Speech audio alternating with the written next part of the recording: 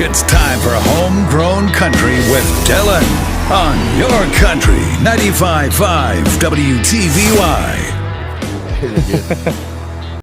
All right, back for another episode of Homegrown Country with Riley Anderson. How's it going today, man? Good, man. How are you? Doing good, doing real good, doing real good. Is it falling down on you? I'm just all over the place. Yeah. Got a lot going on. Oh, so tell us, man, how you been? How you been? Good, just busy.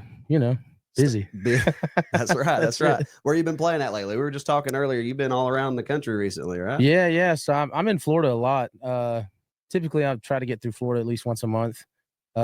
Georgia, Alabama. I play tri-state area a good bit. Right. But I just did like a 2-week run did Canada, Southern Alberta for like 6 days, Montana for 3 days, Wyoming for a day, and flew back. So and I'm in Nashville a bunch too. So yeah, right on. A little bit everywhere, man. That's cool, man. Seeing the sights. The sights. That's awesome. Well, heck yeah, dude. Well, I wanted to get you in here to do a podcast so that we could let our listeners get to know you a little bit more on a personal level, almost. Absolutely, I appreciate the opportunity. For real. Thank you. So tell us, let's back it up. Where did you start? How long you been doing music? I've been playing live for 10 years. 10 years, maybe a little more, not by much, but okay. How long you been writing? I've been writing since I was 19. I'm 32 now, so whatever that math is.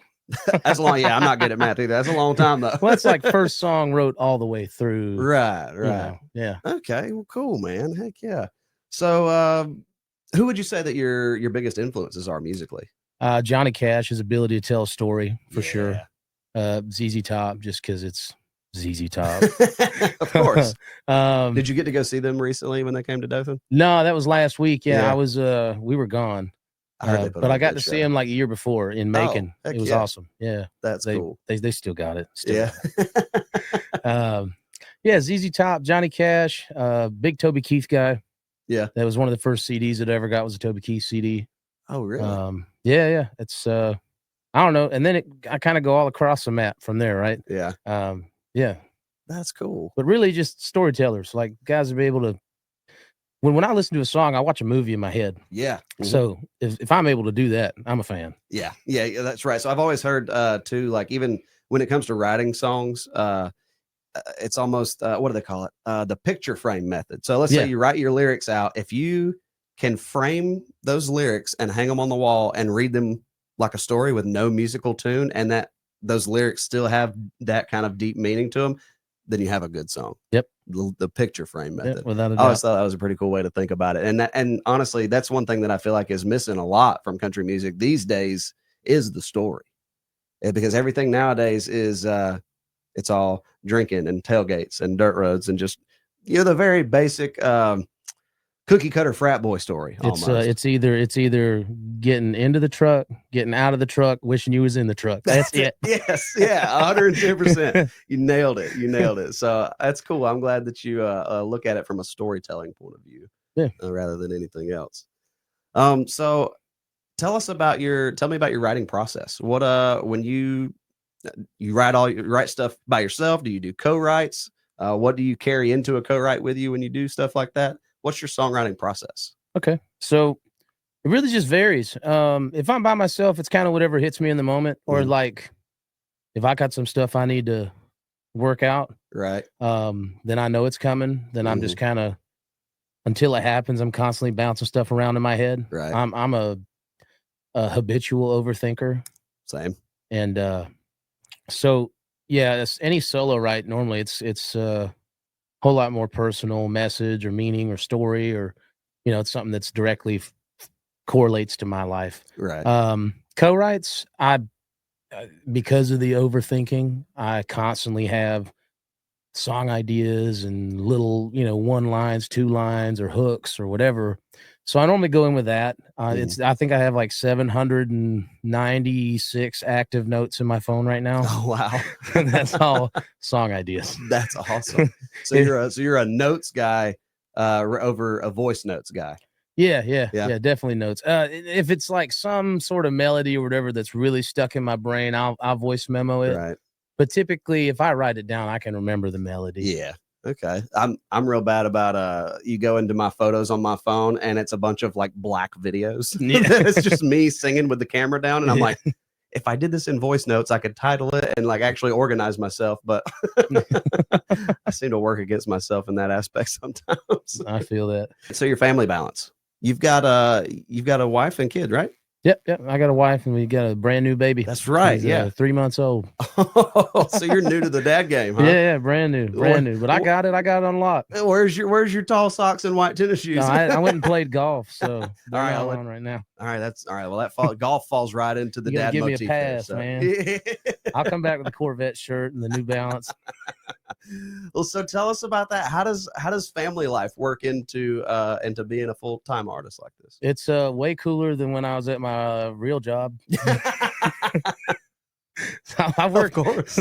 So I worked on the railroad for 11 years. Oh wow. And like that they're not known to be home much. Right. So when you add that into wanting to play music full time, you're really not home at all ever. So no, it was really difficult. I couldn't imagine doing it then, working, balancing a full-time job and a full-time job. Yeah, two full-time jobs. And then having a baby. So it luckily it worked out to where the real job got in the way, and I got a whole lot more free time, especially during the week now. Yeah. To where even just with the newborn, I mean, we just hang out, man. Yeah. It's cool. We awesome. get to watch TV. He's really into Trailer Park Boys. Now is he really? Oh yeah. He glued to it. Or Reba. He likes Reba. Yeah, he's into That's Reba. Cool. What else? Any black and white TV. Watches all that with my dad. Gunsmoke, Leave It to Beaver, all that good stuff. Yeah. Unique taste. That's cool, man. I like that. He's cool. He's a good baby. Yeah, that's awesome. I'm sure your wife appreciates the you not having two full-time jobs now. No, right? for sure. Yeah. She actually gets to see me. Yeah, no doubt. Yeah, so she still gets out when she can. We took the baby to his first show last weekend. Oh yeah? Yeah, last Friday we took him. I was playing in Florida. Got to come out and see dad play live. Yeah, I got an early gig, so he come and hung out for a little while. It was cool. That is awesome, man. That is really cool that's working out that way for you. I don't think anybody listened to a song. I think they all just wanted to see the baby, he was really the star of the show. That was it, man. Yeah, right. That's cool, man. So tell me about recently. What have you been doing recently as far as music goes? You got anything that you're in the studio on right now, or you're writing currently? What's going on in life right now? Yeah, I ain't had too much time to really sit down and write because newborn, the baby. Yeah. But I feel like that's just going to be a bunch of fuel here in a minute, right? Oh yeah. I put out a couple songs recently within the last couple months that are just like live clips from Nashville, from like writers rounds. So it's just straight from my mouth to the soundboard to your ears. Like there's no, nothing. It's just me and a guitar. That's cool. So I got those out. I'm hoping to double back and get those fully produced, get those done. But I'm sitting on a pile of them. Like I wrote a list down the other day, and songs that I feel like are ready to go. There's like 36. Wow. So it's a matter of kind of really figuring out which ones I want to do right now. Yeah. And then going from there. I think Morgan Wallen calls that a double album. Well, we find someone with double album money, I'll do it. I'll do it tomorrow. I heard that. Have you? So, what's your opinion on putting out music that isn't quite fully produced, like what they top 40 style music? Have you thought about recording homegrown style home recording music? Yeah. So if I knew how, I would, because I feel like now this day and age, like there's no, I don't know. It kind of gives you more of a opportunity to really showcase yourself. Yeah. Before you get, like, don't get me wrong, all the polished up and done up stuff is great, but to be able to just even like just a work tape, man, just to be able to hear someone, maybe not necessarily right after they wrote the song, right? Yeah. But sit on it for a while and then come back and do it the exact same way. And I feel like that's still gonna, if it's a good song, is a good song at the end of the day. A good song is always going to be a good song. Absolutely. So to be able to showcase that you can, one, write a good song, but two, if you can sing it and play it and it's just you, like I feel like that's more of a flex than like, well, I got this whole 7-piece band behind me. It's all Right, yeah, polished yeah. up and all. I don't know. Like, Yeah. I hear you. So that's kind of, that's funny. I found that with my own music. I put out the studio versions of the songs that I've got out, and then it wasn't long after those were out that people were asking for the acoustic version, because that's how they, like, when they come to these live shows, like we play, and Yep. they hear these songs for the first time, they fall in love with the acoustic versions of the song.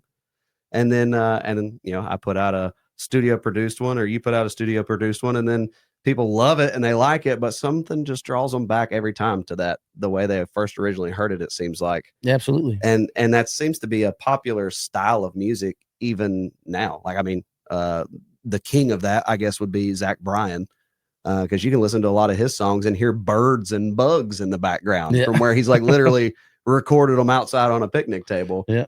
I think that style of music definitely has its own place. I think it definitely almost makes a connection with a listener on a more intimate level, because you're like you said, it's not that it's bad, or not that we don't like it, because we love it. The radio loves it. They love the highly produced stuff. That's what they want to play at the radio. But there's just something about that intimate connection when you break a song down, I feel like, that's important. Absolutely. I completely agree. You said your goal for this year was what earlier? So yeah, my goal this year was to not have to be in a bar singing everyone else's songs. Right. So you're branching out, wanting to do more original music this year. Well, yeah, just the shows in general. Like, I want to, be able to book runs where people are coming to see me sing my stuff. I know people know when they come see me, I'm going to play my stuff, but there's going to be a good mix of other people's songs in there. Yeah, you're going to play the hits that everybody knows as well. Yeah, of course. But I want to just play my stuff, new stuff, old stuff, like whatever. I just want it to be mine, right? Yeah. And so far, it's been working out. That's good, man. And you got a great following on Facebook, and the folks that actually like travel to come out to your shows too. So yeah, without a doubt, I'm really thankful for all of them. Yeah, it's really weird how all that works. It is, isn't it, man? It is so I weird. would never think that anyone, like, I don't know. I got my first gig booked because I went and sang karaoke. Yeah. Cross-eyed. And to go from that to like getting to go out on tour and runs and whatever, it's just, I don't know, it kind of blows my mind. Like, I totally get it. Didn't ever think it was going to happen. Yeah, I had somebody the other day send a message. I was playing a show and they were like, "Hey, we're coming down all the way from Dothan to Port St. Joe for our birthday." And I'm like, "This is your birthday. This is your day, and you chose to come see me." Like, still, it blows my mind that people like try to like pick us up and make us part of their life like that. It's an honor for people to look at you like that, I guess. What's your favorite part about performing live on stage? Being able to get a room's attention. That's probably my favorite. Especially a bar. Like, you go in and they're all just off in their own little world, probably cross-eyed. Right. And they're just mingling and doing their thing. And I don't typically, when we start a show, as long as we sound checked and all, I don't try to say anything before we start. Just get up there and go right to play. I just get up and get to it. Yeah. And like, I got a couple songs I feel like that are attention getters. Mm-hmm. So it's pretty cool to watch a whole room kind of completely ignore you. And then all of a sudden their eyes are this big and they're like, where is that coming from? Yeah. That's cool. Yeah, you're right. That is a cool feeling. Because once you get them, you got them. Yeah, like, they're all looking around like, did somebody turn the jukebox up? And then they look at there like, there's a guy. Yeah, it's cool. That is a cool feeling, man. Yeah, just I think Luke Combs said it in one of his songs. I'd have a Friday night crowd in the palm of my hand. Yeah. Yep. When you get up there and you get started playing and you realize that the crowd is just fully tuned into you, there's nothing like that for sure. So we talked about your goals for this year, and you're well on your way to those, and it's early. It's not even spring yet. Yep. What you got for next year? Next year, I'd probably like to do some runs and tour on my own without not just being the opener. Yes. Okay. So we're going to headline next year. Yeah, if we can. Yeah. We're going to headline next year, 2026. I can already see it, man. If not, I'm not opposed to just still opening. I still just want to, go do it. Just a humble guy, man. Just want to get out and play, right? That's it. That's cool. I love it. So we talked a little earlier about kind of how you make your way around the music industry. And we're doing this homegrown country thing to try and support local artists, and a lot of local artists watch these videos What are a few tips about that you've learned being in the music industry? What are a few things that you've learned that have either gotten you farther in your career, or what would you say to the other artists that are watching? Uh, First and foremost, just be yourself. That's one thing that nobody else can do. Not true. So I feel like as long as you start out that way, you don't have to ever try and backtrack or try and figure it out again. yeah, no, yeah. If as long as you're just you, like I don't know, it's that's probably the biggest thing. Like that's the biggest piece of advice that I ever got was just to just be myself. That's it. Yeah. Like I don't know. Hey, that's solid advice, dude. Because honestly, there are a lot of folks out there trying to be somebody else. Yeah. So that's honestly big advice. That's it. Just be you. Do you. That's it. There you go. You heard it. You heard it from the man himself, who has a proven track record of career success so far. All right. Well, let's do a little rapid fire round. Right. What's your go-to coffee order? Go-to coffee order.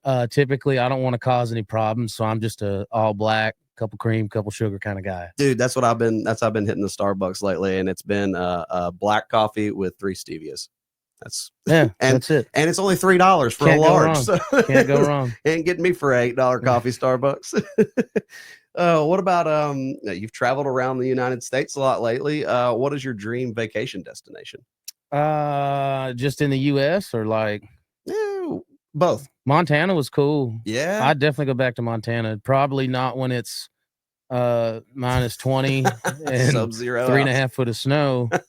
Not that I'm opposed to that. I'll go do a Yellowstone trip. Yeah, but like I don't know. Yeah, I would like to go to like Flathead Lake or something in the summer. That'd be cool. Okay. I think that'd be pretty. All right. What about outside the US? Outside the US, let's see.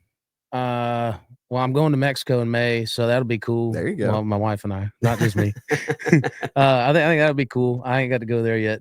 I think that'll be a good trip. Mexico. Oh, that'll be fun. That will be real fun. This is an important one. Cats or dogs? Dogs. All day. I knew I could count on you. Yeah, not a cat guy. You can't trust those things. No, the newest song I put out is called Good Dog. Hey, there you go. Yeah. Perfect. And then, do you believe in aliens? The real question. Yeah, I mean, maybe not the word. What's the definition of aliens? Because this whole like the thing, like the CIA just released that whole. Yeah, all the declassified files or whatever. Yeah. And they're saying that they don't know what's piloting that stuff. They're calling it artificial intelligence or whatever. Yeah, I mean, sure. I believe there's something. You think are you more I think it's just us spinning on this bumpy rock?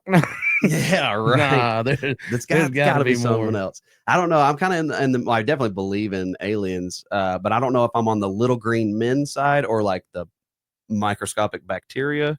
Yeah, side I don't of know. aliens. And then you got the whole just the ocean thing in general, like with I don't know. Yeah, there's something. There's something. It's definitely they found organisms in the water in Mars, like right. So there's got to be something. Yeah, we'll find out one day. We will. If we won't, then I mean somebody's going to. It's gonna happen. Somebody send me a prayer and let me know if aliens are real. Well, Riley, thanks for coming in and being a part of Homegrown Country today. Appreciate you having me. Glad we had you in, man. Thank you.